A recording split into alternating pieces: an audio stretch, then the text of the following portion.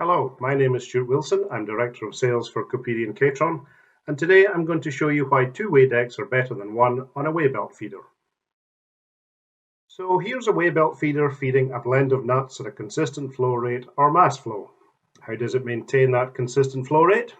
Well, in very basic terms, we weigh the nuts on the belt and we take that weight back to a controller, which varies the speed of the motor driving the belt accordingly to achieve the flow rate that we want. Pretty straightforward. In graphic form, here's our weigh belt feeder. Here's the belt traveling in an anti-clockwise direction as we look at it. Material flows out of the hopper onto the belt, passes over the weigh deck, and is then discharged off the end of the belt into the process. The mass flow is calculated as the material load on the weigh scale times the speed of the belt. And as I said earlier, the controller will vary the speed of the motor driving the belt to achieve a consistent and repeatable second-to-second mass flow. As you can see, there's really only two variables in our equation here, material load and speed. So for best performance, we want to make sure we measure each accurately.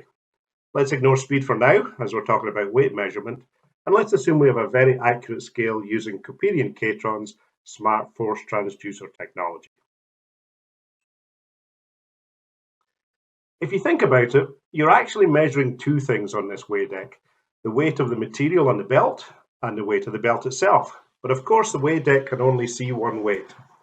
Therefore, to get an accurate material load, we need to subtract the load caused by the empty belt. To do this, we run the belt with nothing on it for a full revolution, measuring the empty weight as we go, and storing the weight as a tare value in the controller. This method of taring the belt is fine for many applications, but what if we have a material that over time sticks slightly to the belt?